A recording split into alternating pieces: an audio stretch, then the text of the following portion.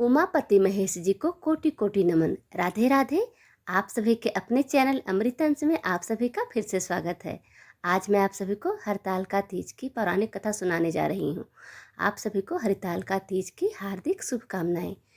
हरतालिका तीज का पर्व भाद्रपद मास की शुक्ल पक्ष तृतीया को मनाया जाता है। पौराणिक मान्यताओं के अनुसार देवी पार्वती ने मन ही मन भगवान शिव को अपना पति मान लिया था और वह हमेशा भगवान शिव की तपस्या में लीन रहती थी। यह देखकर पार्वती की सहेलियां उनका हरण करके उन्हें गहरे जंगलों में ले गईं। हरित का अर्थ हरण करना और ताल का अर्थात सखी, इसलिए इस व्रत को हरितालिका तीज कहा जाता है। हरतालिका तीज पर वैवाहिक जीवन में सुख शांति और आनंद की प्राप्ति के लिए जिस कथा का पाठ किया जाता है उसका वर्णन भविष्य पुराण में मिलता है। हरतालिका व्रत रखने वाले व्रतियों को इस कथा का पाठ अवश्य करना चाहिए अथवा श्रवण करना चाहिए। धार्मिक मान्यताओं के अनुसार इस कथा के पाठ के बिना हरतालिका तीज का व्रत अधूरा रह जाता है। साल 2025 में हरतालिका तीज 26 अगस्त मंगलवार के दिन पड़ रही है। हरतालिका तीज 2025 का शुभ मुहूर्त सुबह 5:56 से शुरू होकर 8:31 तक रहेगा। इस अवधि को पूजा अर्चना और व्रत के लिए सबसे उत्तम समय माना जाता है। इस 2 घंटे 35 मिनट के समय में महिलाएं विधिपूर्वक भगवान शिव और माता पार्वती की पूजा कर सकती हैं। हिंदू धर्म में राहु काल का समय पूजा पाठ व शुभ कार्यों के लिए उत्तम नहीं माना गया है। हरतालिका तीज पर राहु काल दोपहर 3:36 से शाम 5:13 तक रहेगा। पूजन का प्रदोष काल मुहूर्त शाम 6:49 से शाम 7:11 तक रहेगा।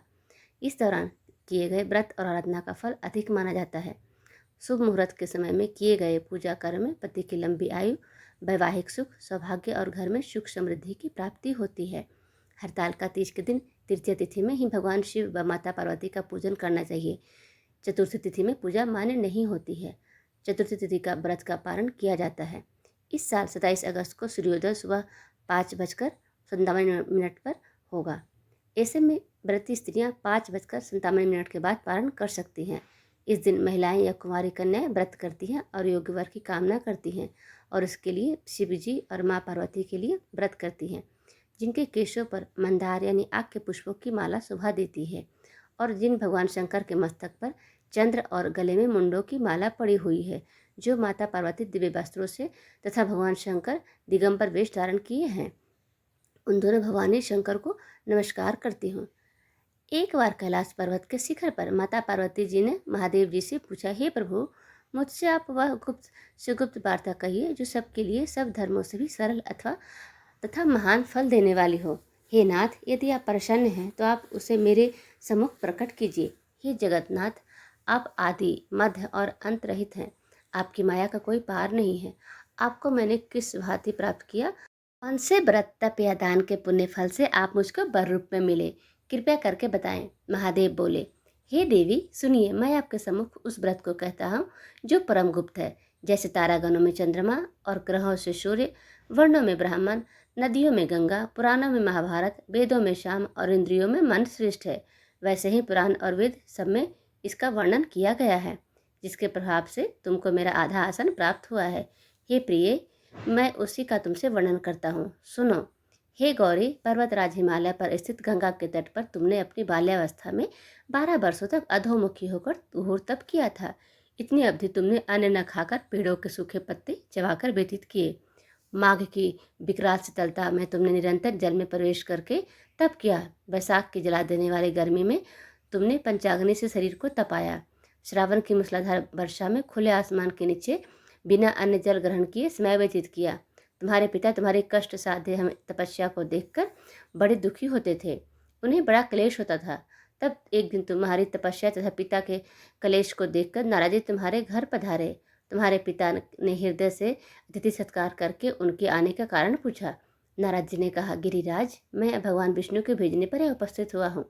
आपकी कन्या ने बड़ा कठोर तप किया है। इससे परेशान होकर मैं आपकी सुपुत्री से विवाह करना चाहते हैं। इस संदर्भ में आपकी राय जानना चाहते हूँ। नारद जी की बात सुनकर गिरिराज गदगद हो उठे।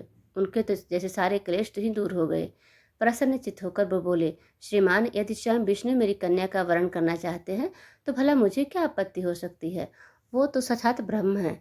ये महर्षि, यह तो हर पिता की इच्छा होती है कि उसकी पुत्री सुख संपदा से युक्त पति के घर की लक्ष्मी बने। पिता की सार्थकता इसी में है कि पति के घर जाकर उसकी पुत्री पिता के घर से अधिक सुखी रहे। तुम्हारे पिता की स्वीकृति पाकर नारद जी विष्णु के पास गए और उनसे तुम्हारे ब्याह के निश्चिंत होने का समाचार सुनाया। निश्चित मगर इस विवाह संबंध की बात सुनकर जब तुम्हारे कान में पड़ी तो तुम्हारे दुख का ठिकाना ना रहा। तुम्हारी एक सखी ने तुम्हारी इस मानसिक दशा को समझ लिया और उसने तुम्हें उस विचित्रता का कारण जानना चाहा। तब तुमने बताया, मैंने सच्चे हृदय से भगवान शिव शंकर का वर्ण किया है, किंतु मेरे पिता ने मेरा विवाह विष्णु जी से निश्चित कर दिया। मैं विचित्र धर्म संकट में हूँ, अब क्या करूँ? प्राण छोड़ देने के अतिरिक्त अब कोई भी उपाय शेष नहीं बचा है। तुम्हारी सखी बड़ी समझदार और सूझबूझ वाली थी। उसने कहा, सखी, प्राण त्यागने में इसका कारण ही क्या है? संकट के मौके पर धैर्य से काम लेना चाहिए। नारी के जीवन की सार्थकता इसी में है कि पति रूप में हृदय से जिसे एक बार स्वीकार कर लिया, जीवन पर्यंत उसी से निर्वाह करे। सच्ची आस्था और एक निष्ठा के समक्ष ईश्वर को भी समर्पण करना पड़ता है। मैं तुम्हें घनघोर जंगल में ले चलती हूँ, जो साधना स्थली भी हो, और जहाँ तुम्हारे पिता तुम्हें खोज भी न पाए, वहाँ तुम साधना में लीन हो जाना। मुझे विश्वास है कि ईश्वर अवश्य तुम्हारी सहायता करेंगे। तुमने ऐसा ही किया। तुम्हारे पिता तुम्हें घर पर न पाकर बड़े दुखी तथा चिंतित हुए। वो सोचने लगे कि तुम जाने कहाँ चली गई। मैं विष्णु जी से उसका विवाह करने का प्रण कर चुका हूँ।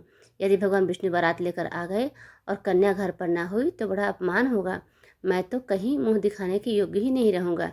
यही सब सोचकर गिरिराज ने जोर शोर से तुम्हारी खोज शुरू करवा दी। इधर तुम्हारी खोज होती रही और उधर तुम अपनी सखी के साथ नदी के तट पर एक गुफा में मेरी आराधना में लीन थी। भाद्रपद शुक्ल तृतीया को हस्त नक्षत्र था। उस दिन तुमने रेत के शिवलिंग का निर्माण करके व्रत किया। रात भर मेरी स्तुति के गीत गाकर जागी। तुम्हारे इस कष्ट साध्य तपस्या के प्रभाव से मेरा आसन डोलने लगा। मेरी समाधि टूट गई। मैं तुरंत तुम्हारे समक्ष जा पहुंचा और तुम्हारी तपस्या से प्रसन्न होकर तुमसे वर मांगने के लिए कहा। तब अपनी तपस्या के फलस्वरूप मुझे अपने समक्ष पाकर तुमने कहा, मैं हृदय से आपके पति के रूप में वर्ण कर चुकी हूँ। यदि आप सचमुच मेरी तपस्या से प्रसन्न होकर आप यहाँ पधारे हो तो मुझे अपनी अर्धांगिनी के रूप में स्वीकार कर लीजिए। तब मैं तथास्तु कहकर कैलाश पर्वत पर लौट आया। प्रातः होते ही तुमने पूजा की समस्त सामग्री को नदी में प्रवाहित करके अपनी सहेलियाँ सहित व्रत का पालन किया। उसी समय अपने मित्र, बंधु व दरबारियों सहित गिरिराज तुम्हें खोजते खोजते वहां आ पहुँचे। तुम्हारे इस कष्ट साध्य तपस्या के कारण तथा उद्देश्य पूछा। उस समय तुम्हारी दशा को देखकर गिरिराज अत्यधिक दुखी हुए और पीड़ा के कारण उनकी आंखों में आंसू मढ़ाए थे। तुमने उनके आंसू पोंछते हुए विनम्र स्वर में कहा, पिताजी, मैंने अपने जीवन का अधिकांश समय कठोर तपस्या में बिताया है। मेरी इस तपस्या का उद्देश्य केवल यही था कि मैं महादेव को पति के रूप में पाना चाहती थी। आज मैं आपकी तपस्या की कसौटी पर खरी उतर चुकी हूँ। आप क्योंकि विष्णु जी से मेरे विवाह करने का निर्णय ले चुके थे, इसीलिए मैं अपने आराध्य की खोज में घर छोड़कर चली आई। अब मैं आपको इसी शर्त पर घर जाऊंगी कि आप मेरा विवाह विष्णु जी से ना करके महादेव जी से करोगे। गिरिराज मान गए और तुम्हें घर ले आ गए। कुछ समय के पश्चात शास्त्रोक्त विधि विधान उन्होंने हम दोनों का विवाह सूत्र में बांध दिया। ही पार्वती, भाद्रपद की शुक्ल तृतीया को तुमने मेरी आराधना करके जो व्रत किया था, उसी के फलस्वरूप मेरा तुमसे विवाह हो सका। इसका महत्व यह है कि मैं इस व्रत को करने वाली कुमारियों को मनवांछित फल देता हूँ। इसलिए सौभाग्य की इच्छा करने वाली प्रत्येक युवती को यह व्रत पूरी एक निष्ठा तथा आस्था से करना चाहिए।